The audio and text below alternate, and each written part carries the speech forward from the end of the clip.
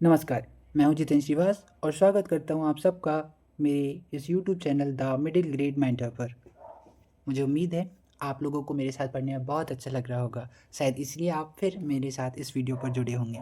आज हम क्लास 6 में प्रैक्टिस टेस्ट सेकंड करने वाले हैं। तो आज हमने करना है प्रैक्टिस टेस्ट सेकंड, जो कि इससे पहले हमने रिवीजन एक्सरसाइज सेकंड कंप्लीट कर लिया है।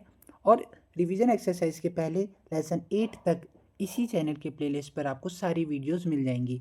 हमने पूरी कोशिश किया है कि कम से कम समय में आप लोगों के सारे चैप्टर्स को कंप्लीट कराया जाए। और हाँ, आप लोग हमारे साथ जुड़े रहिए और ध्यान से पढ़िए। चलिए स्टार्ट करते हैं प्रैक्टिस टेस्ट सेकंड। और इसका फर्स्ट क्वेश्चन है इसमें, रिसाइट अ पोम। आप लोगों को एक पोम को रिसाइट करना है, मतलब जो हमने आप लोगों के चैप्टर 5 में कंप्लीट कराया था ना। एक है द रेनबो, और सॉरी आप लोगों के पास है एक द स्टार, और इसके अलावा हमने द स्विंग भी किया था। तो वही आप लोगों को ट्विंकल ट्विंकल लिटिल स्टार एक बार रिसाइट करिएगा, मेरे साथ बोलिए। Twinkle twinkle little star, how are wonder what you are, up upon the world so high, like a diamond in the sky. बहुत बढ़िया। और सेकंड क्वेश्चन में एक पैराग्राफ था जिसको आप लोगों को रीड करना था। यहाँ हमने वो पैराग्राफ नहीं लिखा है, लेकिन हाँ, आप अपनी बुक में से कोई भी एक पैराग्राफ रीड करिए। इससे आप लोगों की रीडिंग स्किल्स के बारे में पता चलता है। अब हम सीधे ही मूव करते हैं क्वेश्चन नंबर 3 पर। और ये देखिए क्वेश्चन नंबर 3 हमारे इस स्क्रीन पर ये रहा। देखिए क्वेश्चन नंबर 3 जो है ये है हमारे पास, fill in the blanks and complete the pome.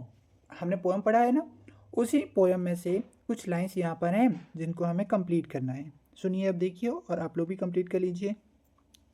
यहाँ वर्ड है when the blazing sun is gone, when the blazing sun is gone, when there nothing shine upon, then you show your little light, twinkle twinkle all the night। The star की ही poem है। जिस blank जो blank है हमने fill करके नीचे underline कर दिए हैं। आप लोग अपनी बुक पर इसको फिल करेंगे। नेक्स्ट क्वेश्चन में मूव करेंगे।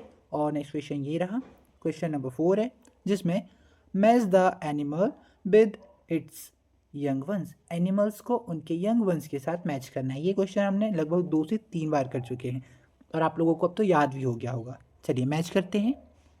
हैन, हैन के बेबीज को हम चिक ही बोलते हैं। काऊ, काऊ के बच्चे को बोलते हैं काफ। यहाँ ध्यान से देखिएगा, काफ। हॉर्स, हॉर्स चाइल्ड को बोलते हैं फॉल। पिग, पिग चाइल्ड को पिगलेट। और डक चाइल्ड को बोलते हैं डकलिंग।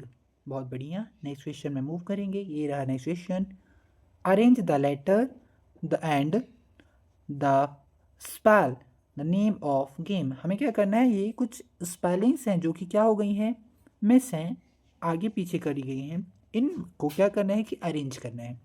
हमारे साथ करिए। फर्स्ट वर्ड है जिसको हम लिखेंगे बैडमिंटन, फुटबॉल, लूडो, हॉकी, फिर लिखेंगे kabaddi. Thank you. Next question पर मूव करते हैं। और नेक्स्ट क्वेश्चन ये रहा, सुनिए ध्यान से। Fill in the blanks with and और। हमने ये दोनों ही वर्ड्स के बारे में पढ़ा है। एक वर्ड है एंड, दूसरा वर्ड है बट। एंड का मतलब होता है और, बट का मतलब होता है लेकिन। देखिए अब, Seema and Meena are friends. Meena is beautiful but Seema is not so beautiful. Seema and Meena both like to sing. Seema sings well, but Meena does not sing so well. Meena and Seema both like to go to school. तो इस तरह से हमने and और but दोनों ही words के use कर लिए हैं। नेक्स्ट क्वेश्चन में मूव करते हैं। ये रहा नेक्स्ट क्वेश्चन। और इस क्वेश्चन में आप लोगों को बस कुछ पंचुएशन मार्क्स को यूज़ करके सेंटेंस को कंप्लीट करना है। देखिए, पंचुएशन मार्क्स वो होते हैं जैसे हम लोग कॉमा, फुल स्टॉप और किसी भी सेंटेंस में लिखा हुआ फर्स्ट लेटर कैपिटल होगा, ये वाले वर्ड जिसको हम बोलते हैं पंचुएशन मार्क्स, जो कि हमने पढ़ा है। चलिए आज कंप्लीट करते हैं। हमारे पास पैराग्राफ है जो कि ये है, Once Mr. Gill come for inspection, he gave 5 words to write as a spelling exercise. One of the word was cattle. I misspelled it. देखिए, मतलब मैंने इस पैराग्राफ को कंटिन्यूअसली पढ़ते गया तो इसको पढ़ने में हमारे जो इसका मीनिंग है वो क्लियर नहीं हो रहा है। लेकिन अगर हम इसी पूरे पैराग्राफ में पंचुएशन मार्क्स यूज़ करेंगे तो देखिए क्या करते हैं, पहले हम पंचुएशन बताते हैं फिर इसको पढ़कर बताएंगे कि हम इसको आखिर यूज़ किस तरह से कर रहे हैं। सुनेंगे अब हमारे पास वर्ड है जो पैराग्राफ है, तो पैराग्राफ का फर्स्ट लेटर जो रहेगा वो कैपिटल रहेगा, तो वंस का ओ कैपिटल, मिस्टर। अब जब हम किसी को मिस्टर मिस लिखते हैं तो फर्स्ट लेटर कैपिटल रहेगा और उसमें शॉर्ट के रूप फॉर्म में लिखना होगा तो आर करके डॉट लगते हैं मिस्टर के लिए। फिर गिल, गिल जो है ना, तो जी जो शब्द है वो हमने कैपिटल लिखा। अब जी कैपिटल इसलिए लिखा है क्योंकि ये एक पर्सन नेम है। तो अब देखिए, once Mister Gills come for inspection, full stop. एक पूरा सेंटेंस हमने कंप्लीट किया तो हमें फुल स्टॉप करके वहाँ पर कुछ देर के लिए रुकना होता है। फिर दूसरा सेंटेंस से स्टार्ट करेंगे तो उसका फर्स्ट लेटर कैपिटल होगा। He gave 5 words to write as a spelling exercise, full stop लगा। फिर एक सेंटेंस कंप्लीट हुआ। अब सेकेंड सेंटेंस चालू करेंगे तो वैसे ही first letter capital, one of the words are cat was cattle. अब देखो कैटल वर्ड जो है वो स्पेशल वर्ड है, स्पेसिफिक वर्ड्स के लिए हमने उसको इन्वर्टेड कॉमा में क्लोज करके हाईलाइट किया है। और फुल स्टॉप करेंगे, आई मिस स्पेल्ड इट। अब सुनिए, मैं इसी पैराग्राफ को पढ़ रहा हूँ। Once Mister Gill come for inspection, he gave 5 words to write as a spelling exercises. One of the word was cattle. I misspelled it. समझ में आता है? बढ़िया। नेक्स्ट क्वेश्चन पर देखेंगे और हमारे पास नेक्स्ट क्वेश्चन ये रहा, सुनिएगा ध्यान से। Make sentences using the past tense of verb. हमने तो ये बहुत अच्छे से पढ़ा है और कि वर्ब के पास्ट टेंसेस बना करके हमें सेंटेंस कंप्लीट करना है, सेंटेंस बनाना है। और किसी भी वर्ब का पास्ट टेंस बनाना होता है तो हम क्या करते हैं, उसके वर्ड के टाइप को समझते हैं। अगर आपने ये वाला वीडियो नहीं देखा है तो आप देखिए, हमने चैप्टर एक्सप्लेनेशन के साथ जब एक्सरसाइज कराया है तब ये स्पेलिंग और स्पेलिंग को चेक करके हम वर्ब को कैसे पास्ट टेंस में चेंज करते हैं आप लोगों को बहुत अच्छे से सिखाया है। चलिए अभी इसको कंप्लीट करते हैं। हमारे पास वर्ड है थिंक, और थिंक का पास्ट टेंस क्या बनता है, थॉट। रन का पास्ट टेंस क्या बनता है, रैन। रीड का पास्ट टेंस क्या बनता है, स्पेलिंग ऐसी ही होती है लेकिन हम इसको पढ़ते हैं रेड। मेक का पास्ट टेंस मेड। क्राई का पास्ट टेंस बनेगा क्राइड। इसको कंप्लीट करेंगे, सुनिए। ये रहे हमारे सेंटेंस जो हमने बना रखे हैं, आप लोग ध्यान से सुनेंगे और अपनी कॉपी में भी नोट डाउन करेंगे। Ram thought about a plan, thought word आया। Meena ran too fast, he read loudly. She made a mess, the child cried aloud. देखा? ठीक, नेक्स्ट में आते हैं और नेक्स्ट क्वेश्चन ये रहा, इसमें है री right the following sentence removing inverted commas and change the speech. ये पढ़ा है ना, क्या होता है कि हम स्पीच को चेंज करते हैं। जैसे हमारी बात हमने आपसे शेयर की, आप अपने फ्रेंड से जाकर बताते हैं कि द मिडिल ग्रेड मेंटर में जितेंद्र सर बहुत अच्छा पढ़ाते हैं। तो इस तरह से आपने क्या बोला, मेरे लिए बोलेंगे आप। तो अगर मैं बोलता हूँ कि मैं मिडिल ग्रेड मेंटर में आप लोगों को पढ़ा रहा हूँ तो आप बोलेंगे अपने फ्रेंड से कि मिडिल ग्रेड मेंटर चैनल में वह सर मतलब जितेंद्र सर पढ़ाते हैं। आया समझ? तो आप लोग अपने फ्रेंड से ज़रूर बताइएगा, बोलिएगा कि वो भी पढ़ें और आप लोगों की तरफ फिर इंटेलिजेंट बने। देखिए हम इस क्वेश्चन को जो करने वाले हैं उस पर ध्यान देंगे। ये देखिए, ये एक सेंटेंस है जिसको हम हाईलाइट करते हुए आप लोगों को दिखा रहे हैं, फिर इसको एक्सप्लेन करेंगे। सुनिए, रमन सेज कॉमा, फिर इन्वर्टेड कॉमा में लिखा है I want to be a teacher, फिर इन्वर्टेड कॉमा क्लोज। देखिए अब रमन ने जो है वो कहता है I want to be a teacher, मैं टीचर बनना चाहता हूँ। वैसे आप लोग भी कमेंट करिएगा कि आप लोग क्या बनना चाहते हैं। देखिए अब रमन कहता है कि मैं टीचर बनना चाहता हूँ। अगर ये बात आप बताते हैं किसी से तो बोलेंगे कि रमन कहता है कि वह टीचर बनना चाहता है। आप ये नहीं बोलेंगे कि मैं टीचर बनना चाहता हूँ, बोलेंगे रमन टीचर बनना चाहता है तो उसके लिए वह बोलेंगे। जब हम इनको स्पीच चेंज करेंगे मतलब इनडायरेक्ट स्पीच में बनाएंगे तो रमन सेज को एज इट इज़ नीचे लिखेंगे। फिर जो ये कॉमा वाला प्लेस होता है, यहाँ पर ध्यान से देखना, जो ये हमारे पास कॉमा वाला प्लेस होता है, थोड़ा हाईलाइट करके दिखा रहा हूँ ये, तो हम इस कॉमा के प्लेस पर यूज़ करते हैं, बहुत अच्छा वर्ड है वो है दैट। क्या है? दैट वर्ड यूज़ करते हैं। यहाँ पर हम लिख कर दिखाते हैं आपको, THAT, दैट वर्ड। कॉमा की जगह पर क्या करेंगे? दैट लिखेंगे। फिर और हम चेंज करेंगे इस आई वर्ड को, क्योंकि जब आपने अभी बोला कि रमन कहता है कि वह टीचर बनेगा, तो आई, अपन आई का मतलब तो होता है मैं टीचर बनूंगा नहीं बोल रहे हैं आप बोल रहे हैं वह टीचर बनना चाहता है। तो आई को हम लिखेंगे वह अगर, तो रमन एक लड़का है और वह प्रोनाउन है। आप लोगों को हमने बताया है प्रोनाउन एक लड़के के लिए ही लिखेंगे, तो हमने बस आई की जगह पर ही लिख देना है। बाकी sentence wants to be a teacher as it is यहाँ हमने कॉपी पेस्ट करना है। बहुत बढ़िया, आपने स्पीच सीख लिया। देखिए अब इसको हम एक बार रीड करके बताते हैं। Raman says I want to be a teacher. आपका आंसर बनेगा Raman says that he wants to be a teacher. इसी तरह बाकी भी हैं। अब हम आप लोगों को पढ़ते हुए बता रहे हैं, आप लोग समझिए और वहाँ कौन सा वर्ड यूज़ करेंगे बताना। मोना सेज दैट, फिर comma, I want to be a pilot. Mona कहती है कि मैं पायलट बनना चाहती हूँ। देखिए मोना कौन है, लड़की होगी कि लड़का? लड़की। और लड़की के लिए कौन सा प्रोनाउन यूज करेंगे? शी। और कॉमा की जगह पर, अरे वाह आप तो सीख गए, दैट। तो आएगा Mona says that she wants to be a pilot. Next देखेंगे, I says I want to be a lawyer. मैं कहता हूँ कि मैं एक लॉयर बनना चाहूँगा, मतलब चाहता हूँ। तो देखिए आई से, अब कॉमा की जगह पर दैट लिखा। अब देखिए यहाँ पर आई की जगह पर क्या लिखेंगे? अब आपकी बात आप ही बोलेंगे तो आई ही रहेगा, उसमें सी और ही नहीं आएगा। तो हम बोलेंगे I say that I want to be a lawyer.